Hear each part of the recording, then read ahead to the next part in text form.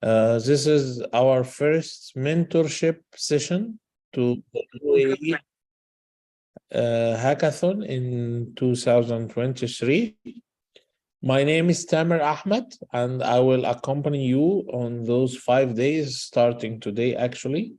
I will give you the whole plan of what we will be doing on those days. Allow me first to introduce myself.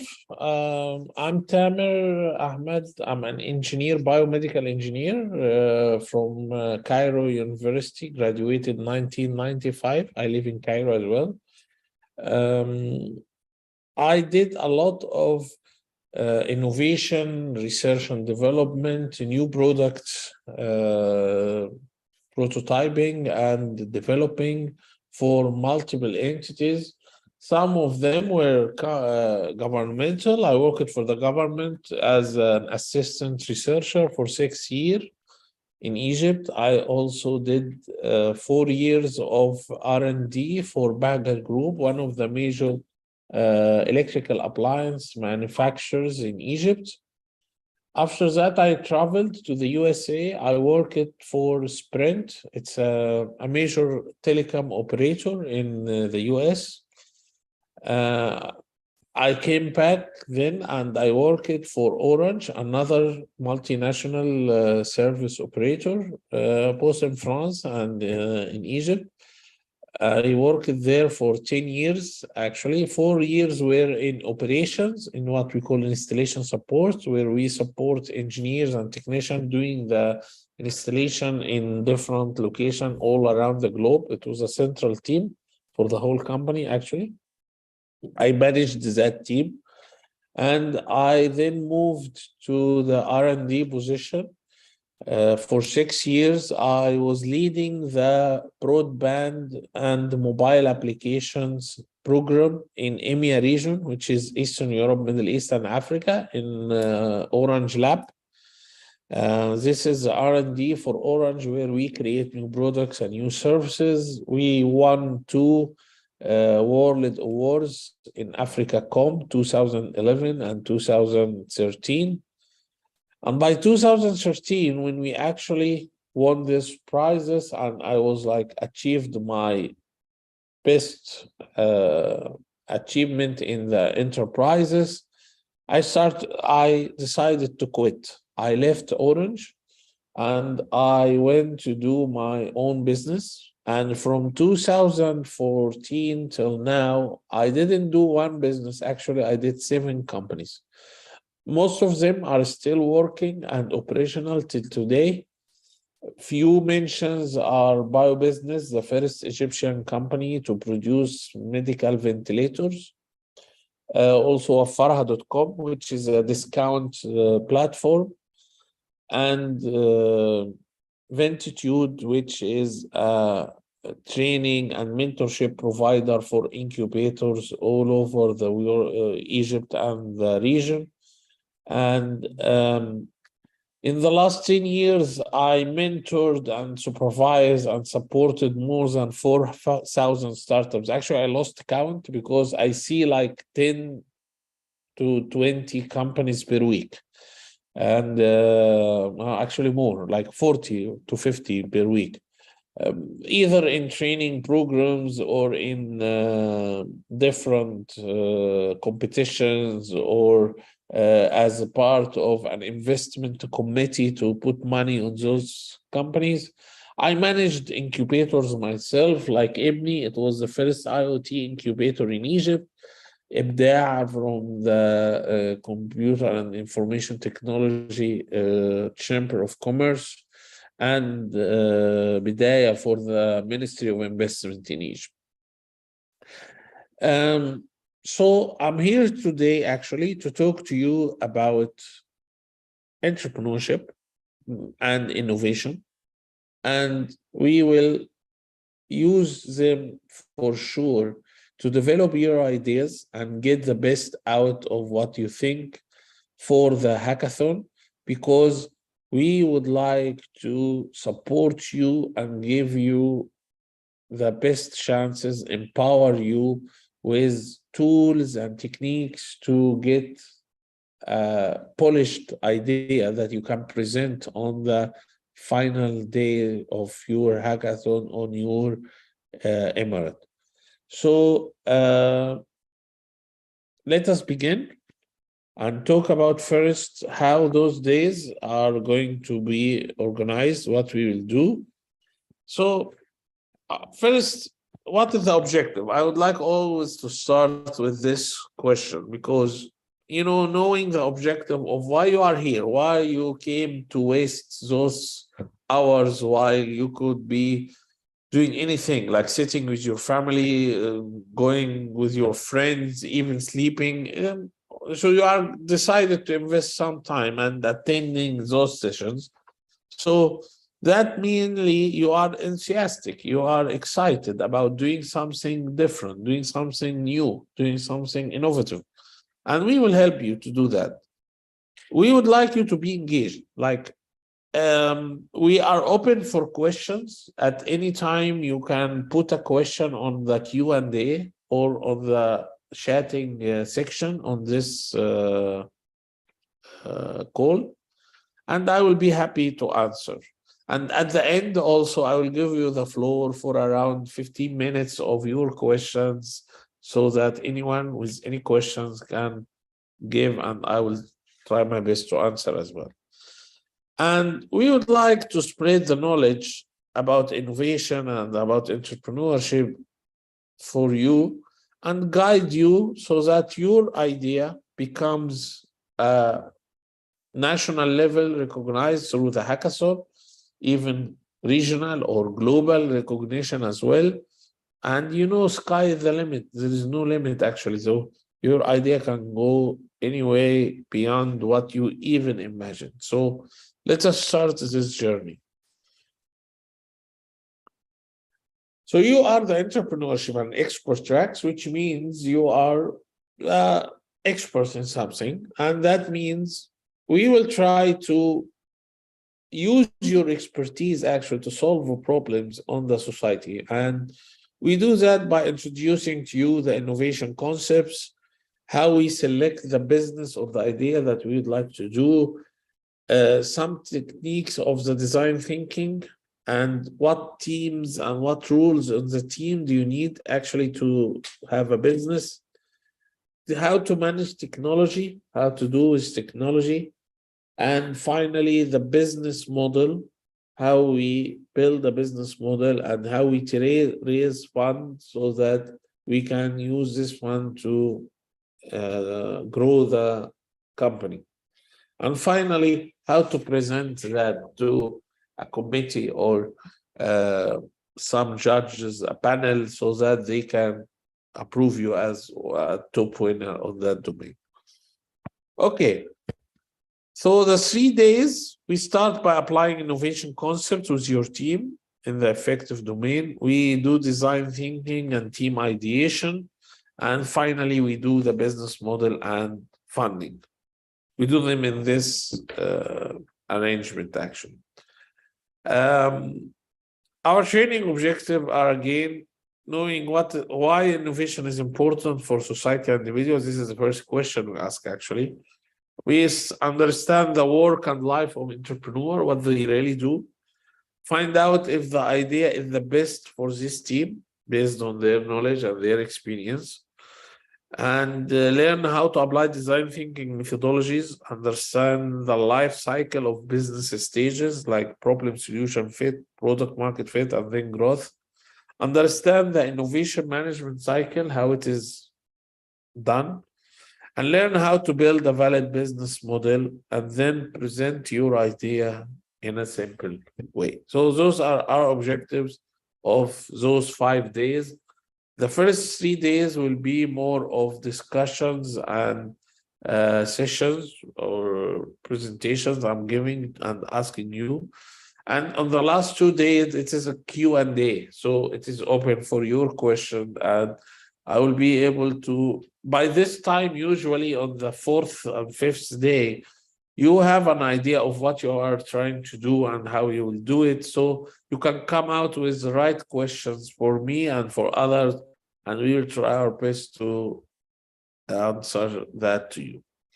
Okay. All good. Any questions? Please use the Q&A or the chat for any question. So on day one, we ask why do we need innovation as a society and what to expect as an entrepreneur. And are you doing the right business for you? Because having a good business doesn't mean you are the best one in the world to do it, or your team is the best team in the world to do it. And how do you grow your innovation?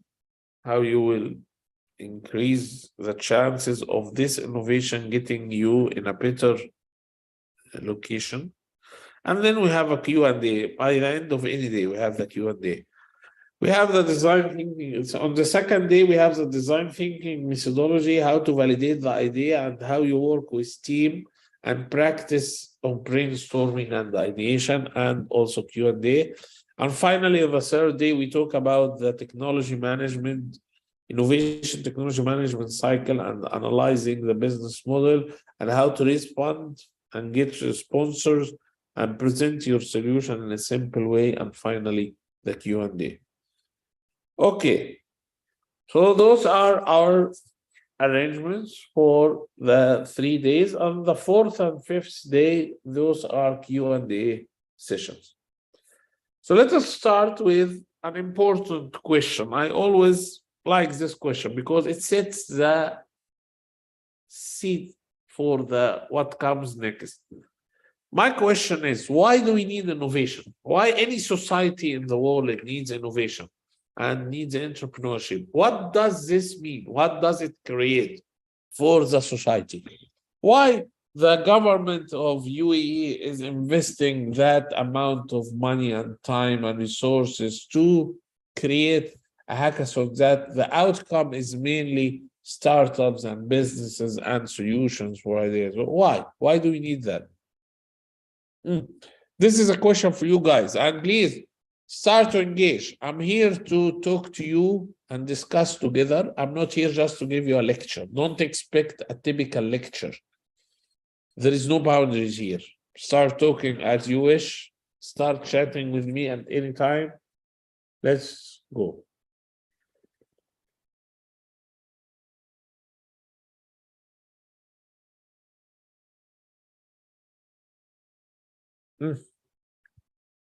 Why do we need entrepreneurship?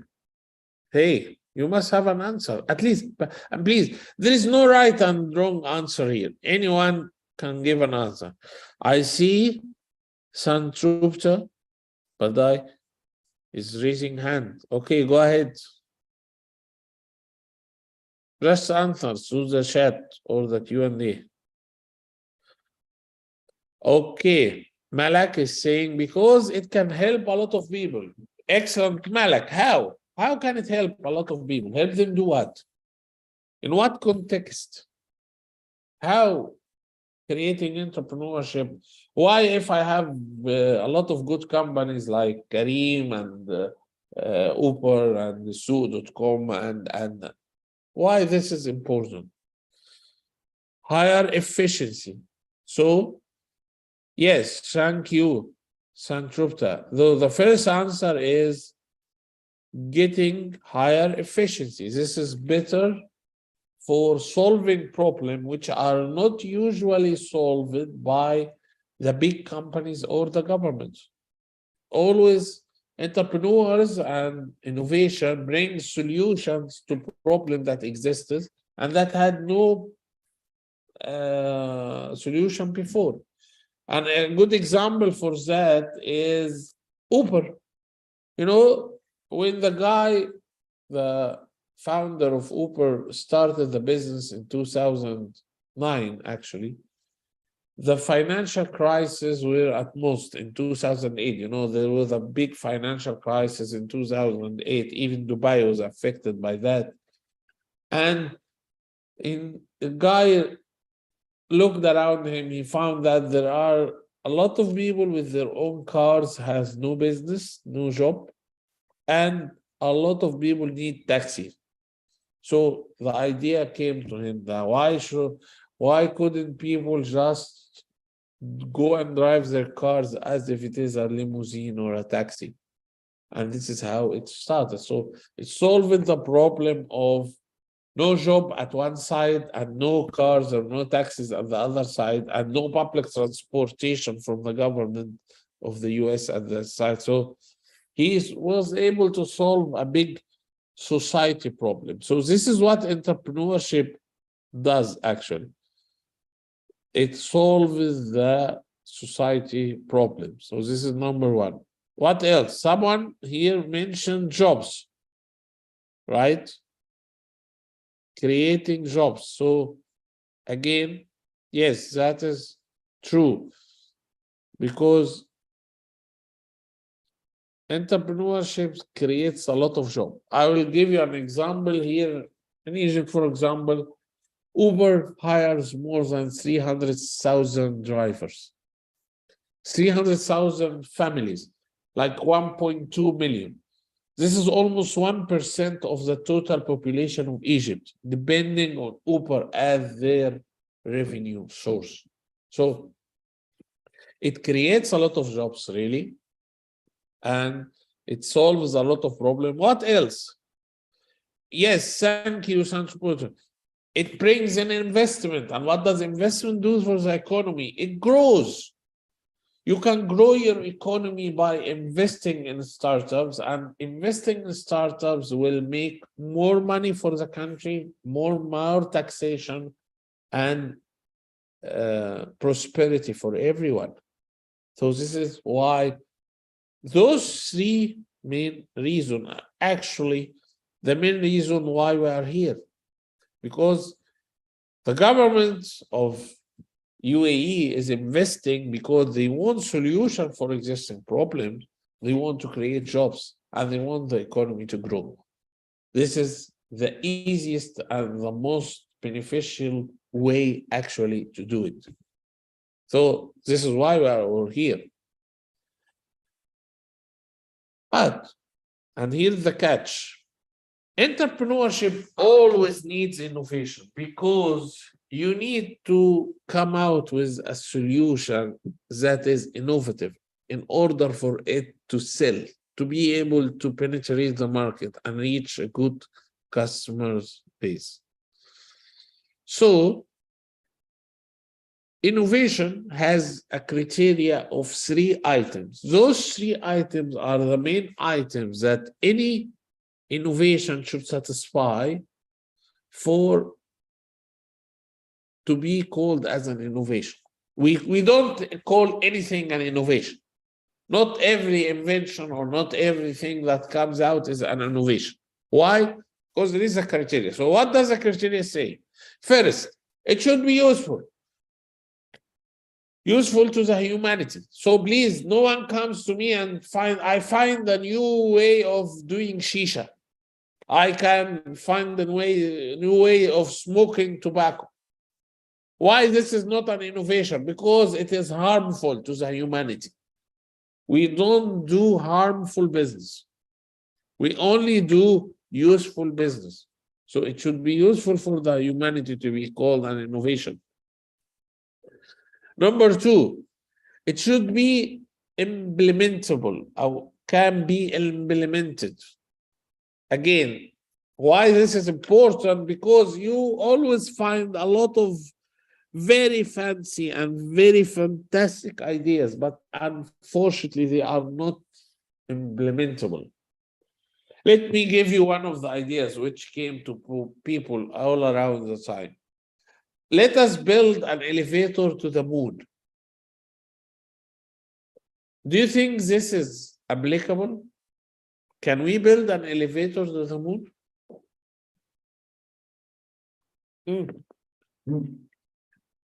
Imagine that you have all the resources needed. So money is not an issue. Resources are there. Again, the question is, can we build it? If we have all the resources needed to build it, can we build it?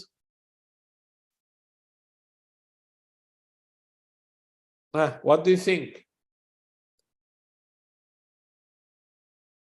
Come on, guys, I need an answer. This is a very simple, easy question. Can we build an elevator to the moon?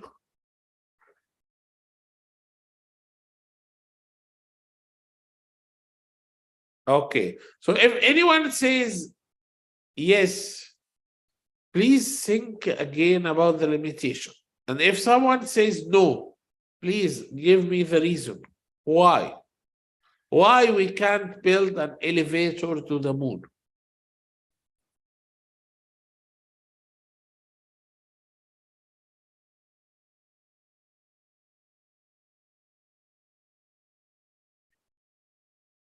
Any question, guys? So, okay, let me give you a hint here.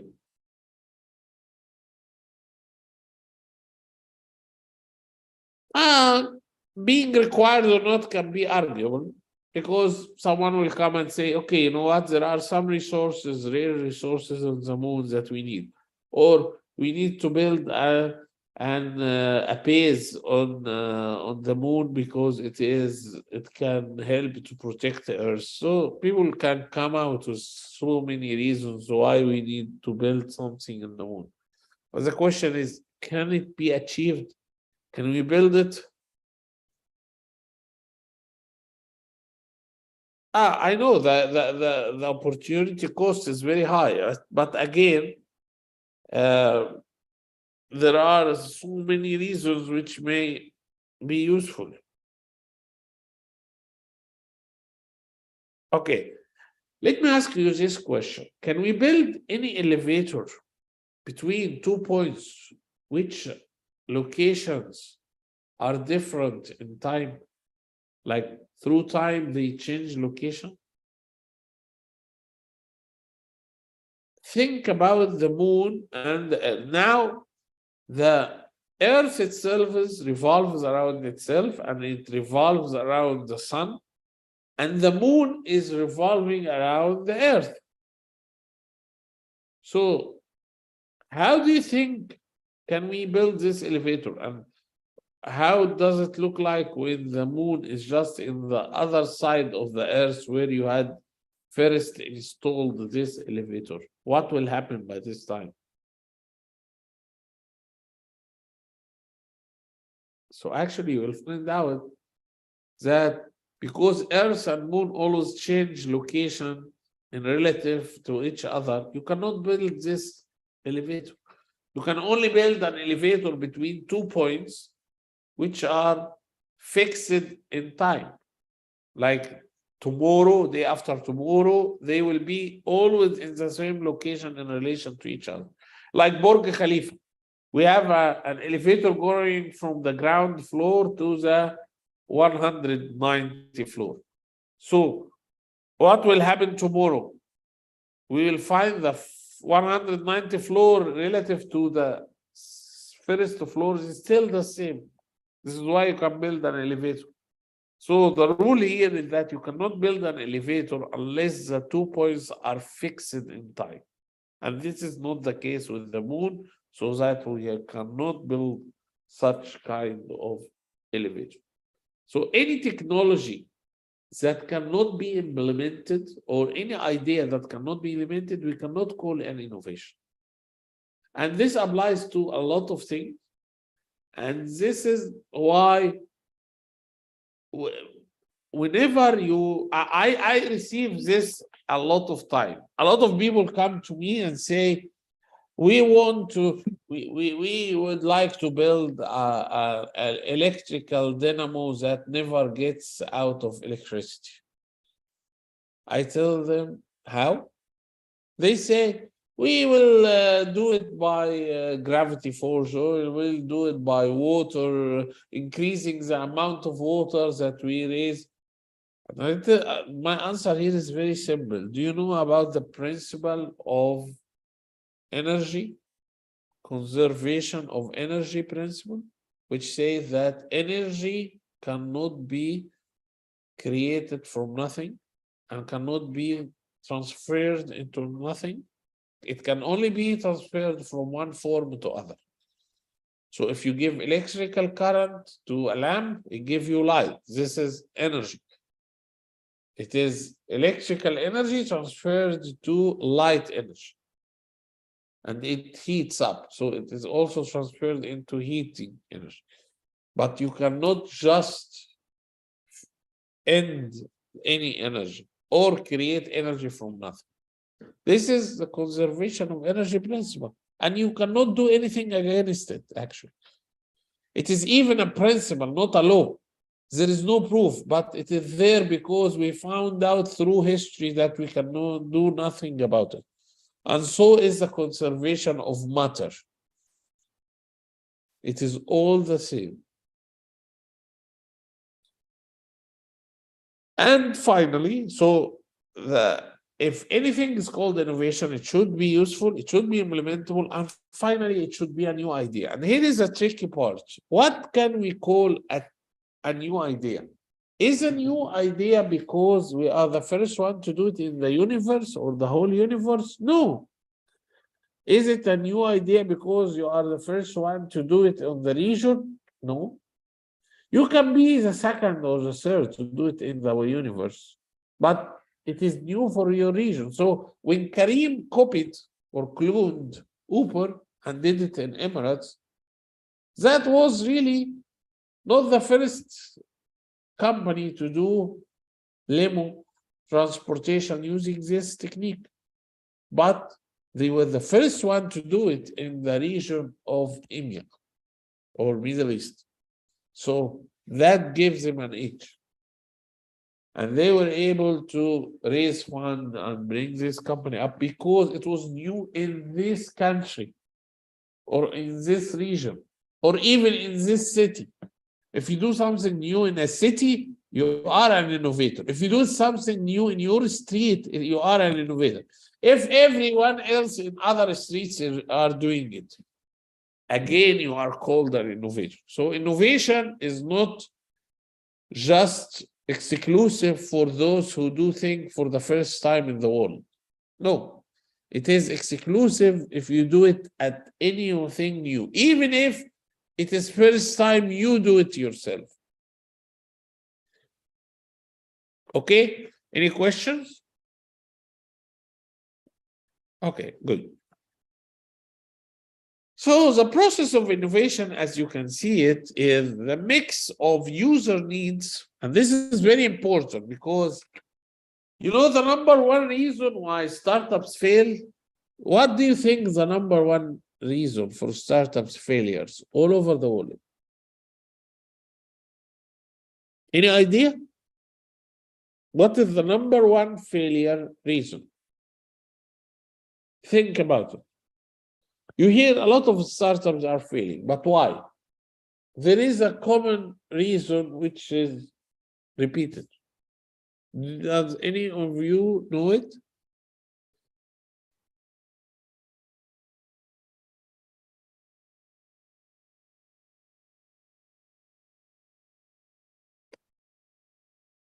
Lack of innovation, okay. Funding, good reason. All of them are good reasons, but they are not the number one.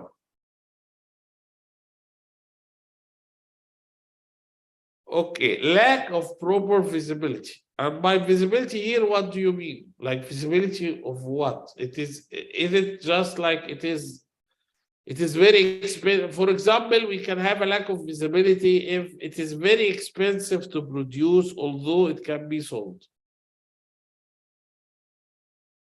No, it is not lack of visibility.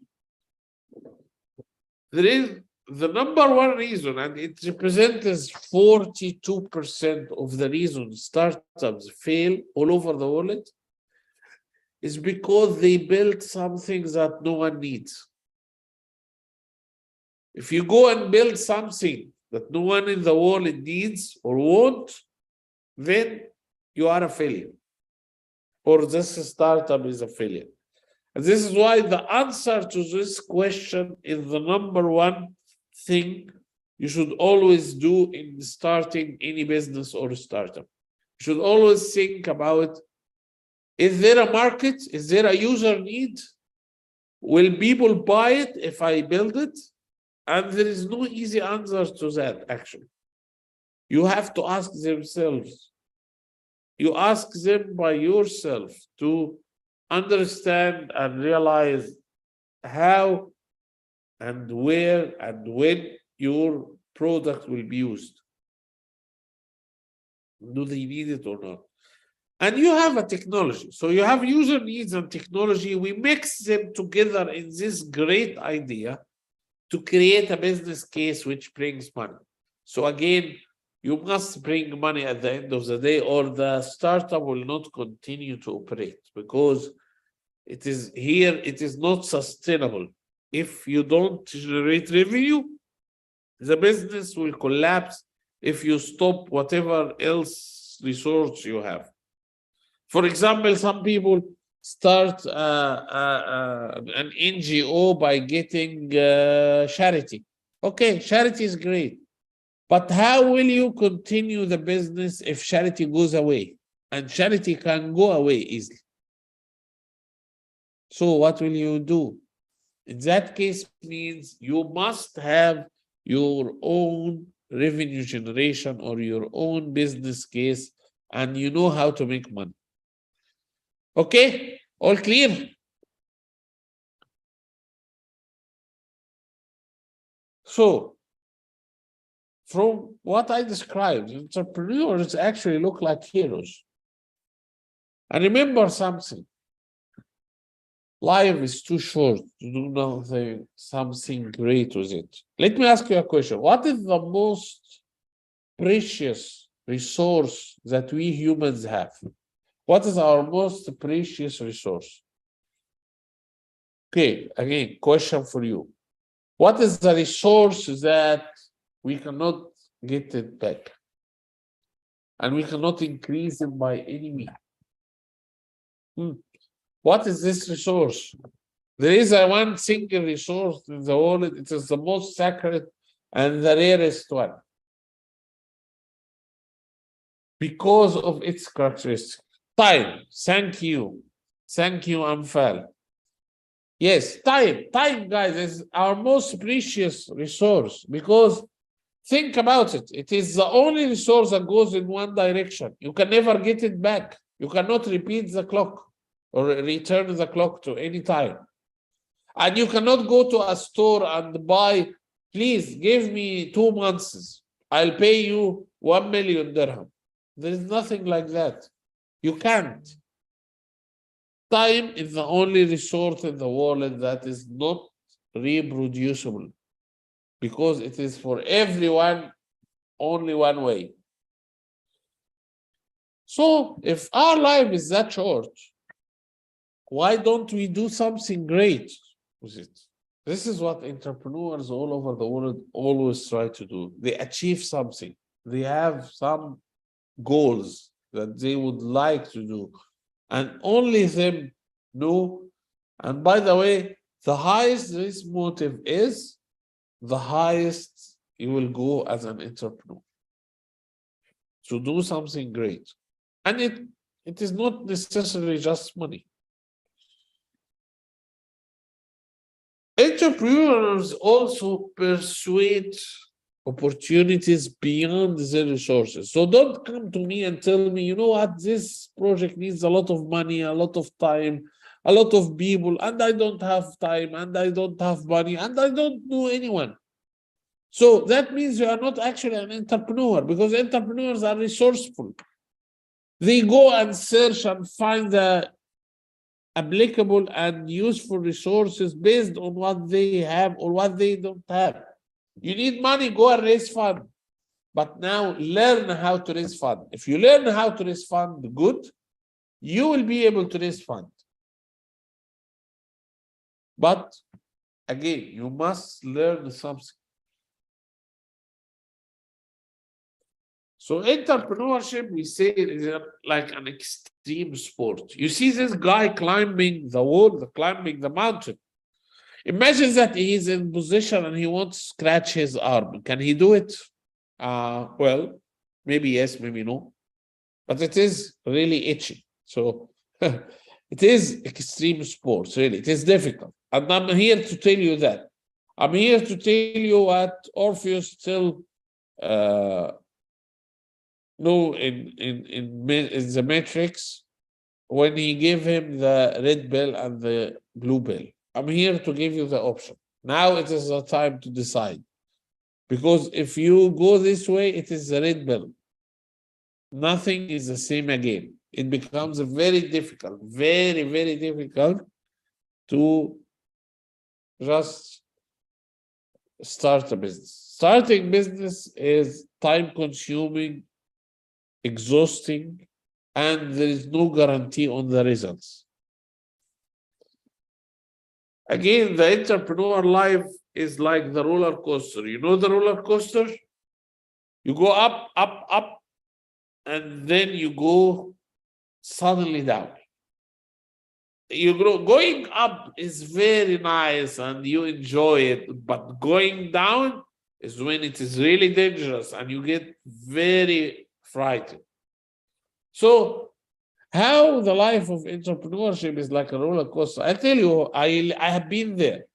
So one day I go to my team and tell them, guys, we signed a very good deal with this big customer. He will be purchasing 2 million in the next 4 months. He will buy 2 million items from our stores.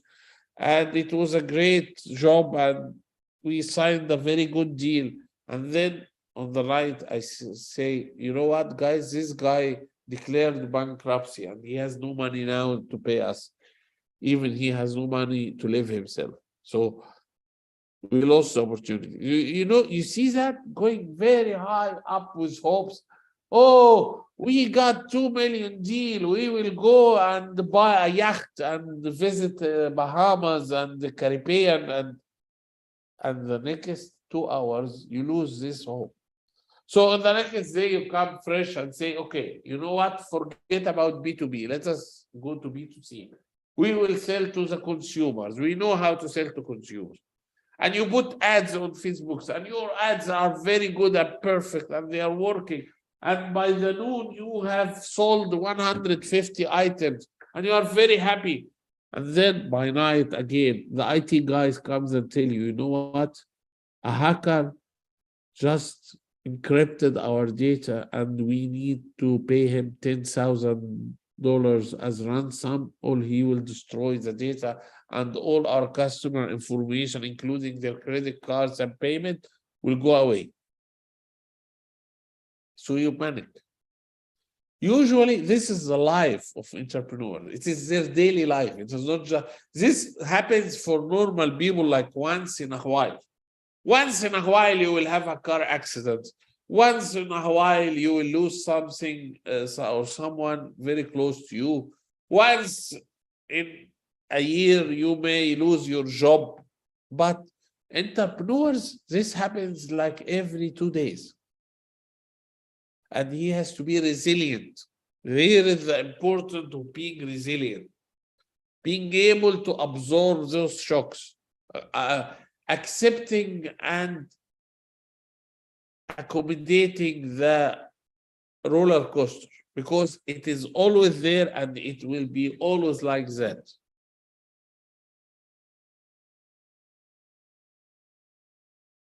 But if it is that difficult, why a lot of people try it and do it? Yes, because it is like climbing the mountain. The highest and the greatest moment of climbing any mountain is when you are at the top. Like this guy, if you achieve everything and it is fire down there and people are burning and you came out successful out of it, you are very happy by this time. So, and again, one thing else is that your ability to impact the society. Entrepreneurs, because they have a lot of influence. Like, let me ask you something. If someone like Bill Gates or Mark Zuckerberg come to any country and ask to meet the prime minister or ask to meet the president, will they meet him?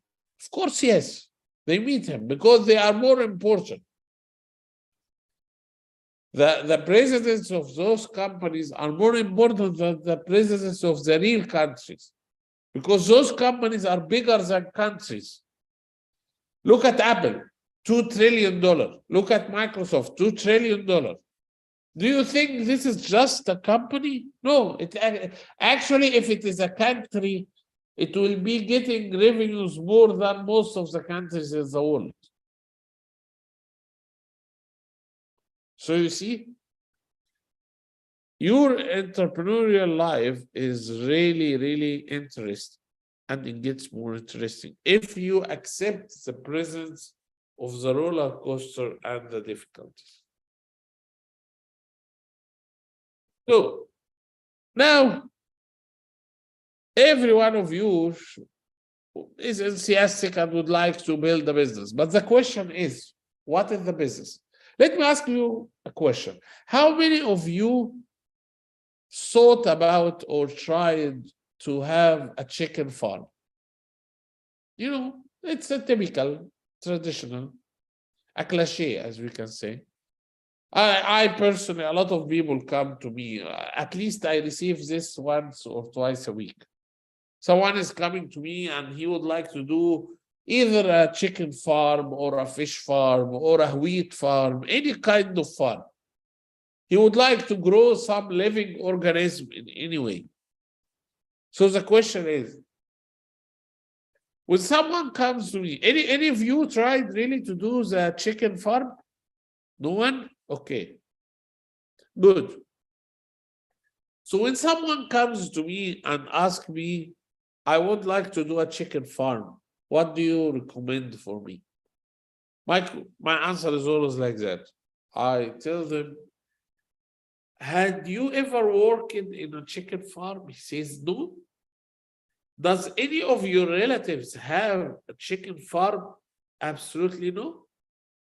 Have you ever just crossed the street in front of a chicken farm? No, I didn't. So I asked him, why do you want to build a chicken farm? He says, because I love Kentucky. So this is why a lot of people start this business, and this business very easy to fail.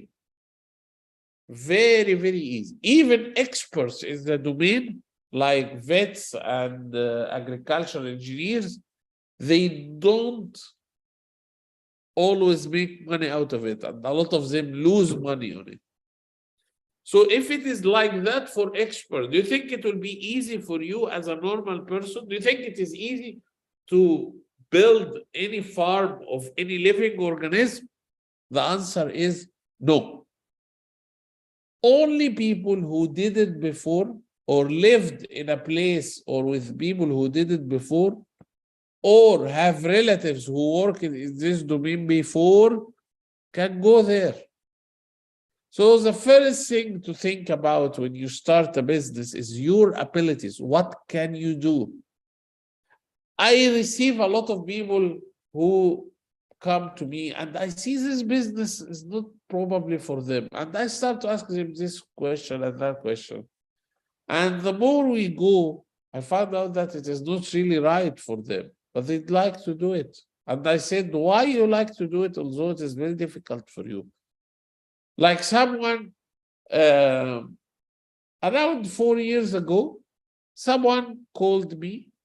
He is not a friend, but he was in my friend list on Facebook. So he told me that he would like to build a plastic factory for irrigation tools, for irrigation pipes and plastic pipes. Again, and I asked him, did you ever work in a factory? No. Did you ever traded in those equipment? No. Did you ever have any kind of relation or relatives who worked on it? No. I said, why did you want to do that? He said, I see it brings a lot of money. I said, yeah, maybe it will bring a lot of money for the people who are masters on it. Like, you cannot go and play football and imagine that in 2 months you will be on the level of Lionel Messi or Cristiano Ronaldo, right? That doesn't make sense. If you want this class or this level, then you have to go through a very, very long and tedious process. It is not that easy. But people think always about business that let us try, because it is always easy to start. If they see how difficult it is, this guy, by the way, after 2 years, I told him my suggestion for him was that please don't open a factory, but go and trade on this equipment. I asked him, how much was you going to invest in the factory? He said 500,000 Egyptian pound. I told him, just invest 50,000, which is 10% of this amount, in trading. Just go and trade in the equipment. And understand the market, understand the dynamics, understand how it works. He didn't do that. 1.5 years, he went bankruptcy, and he called me saying, you know what? I should have listened to you. I was unhappy, by the way, because I told him, okay, it seems that I was not convincing enough for you. He said, no, you were convincing, but I was a stubborn. He recognized that. So that, please, first thing to go into any business is to understand very well, does it match your abilities or not? Because if it is not, don't do it. Or bring someone else who knew it. So, for example, you tell me, I have a case of a worker in Egypt. His wife was actually a doctor, and he opened a hospital for it. And the hospital was very successful. But the question here is, if he, as a farmer, opened the hospital, should it have been successful as his wife is the one opening it? The answer is definitely no.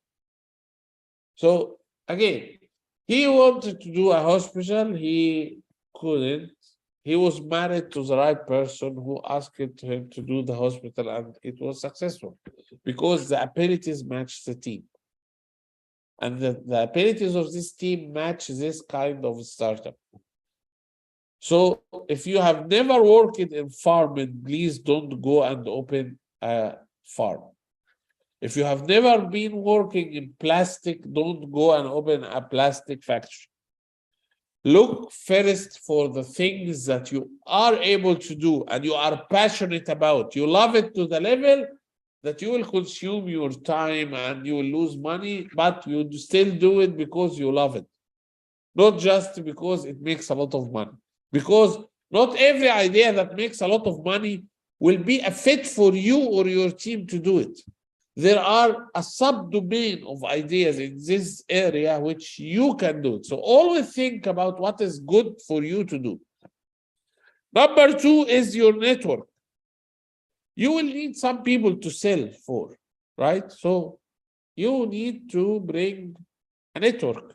You need to know someone who will be introducing you into the market.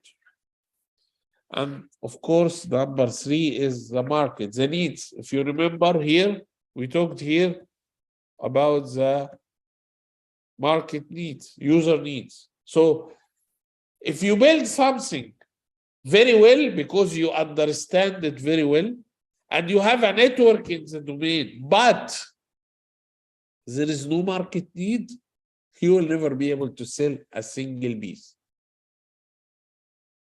Why? Because the product is based on the customer needs. If there is no customer needs, don't go and do it. If there is no abilities, complete your team. If there is no network, complete your team again. Bring some member of the team who has the network. Okay?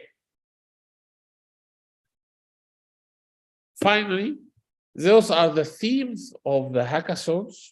Those are the problems we'd like to solve.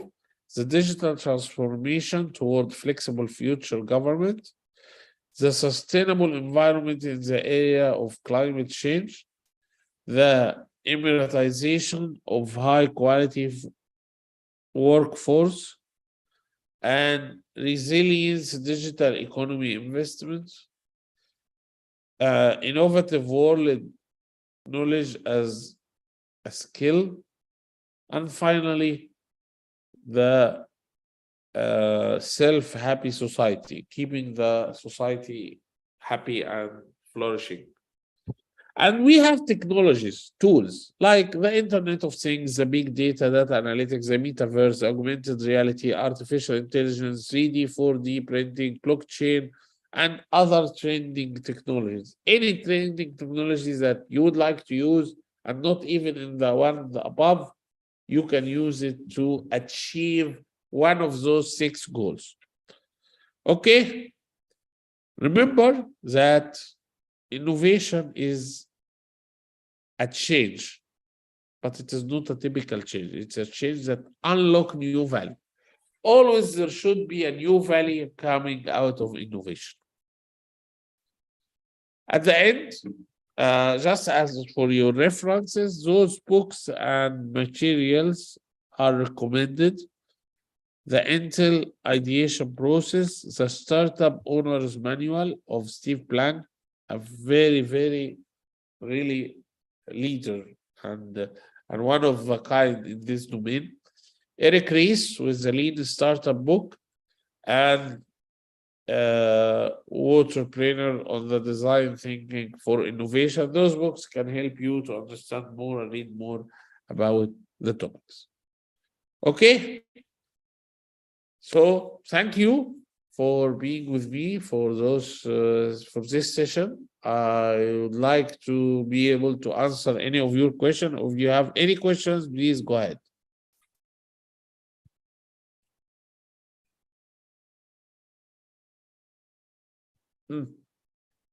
Any questions?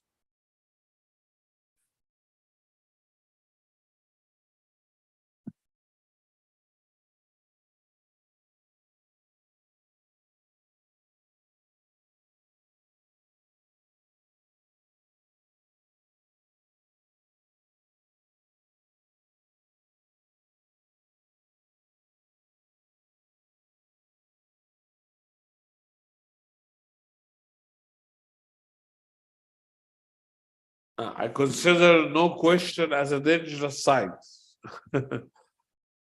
Were you able to follow up with me, and did you get the material, or it is not of interest for you?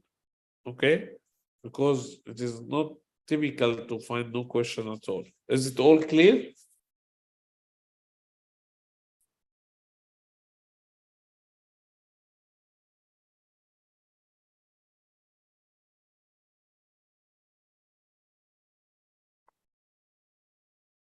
Okay, so that concludes for today. Thank you. Thank you for listening. Thank you for being with me today. Tomorrow we start at the same time. It will be day 2. We start to talk about design thinking and ideation. So looking forward to meet you again, and thank you. Have a good night and great day tomorrow. Looking forward to meet you all. And by the way, I'll be coming to the Hackathon in the Emirates, the live events as well. I'll be attending in Emirates, inshallah.